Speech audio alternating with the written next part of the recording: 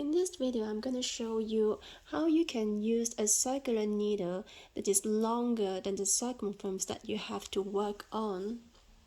Here I have a small one, but you should be working on something bigger like a hat, but the procedure is the same. So basically, you pull out the needle or at one side and push it back at the other side. Instead of knitting like usual, you form a loop at the beginning.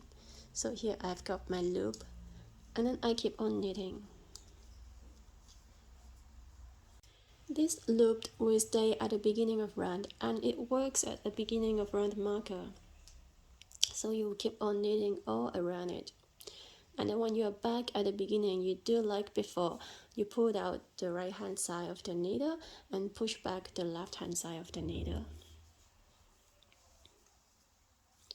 This method works best when the circumference is not too small, because when it's too small, like the one that I'm working on right now, you have to push stitches frequently.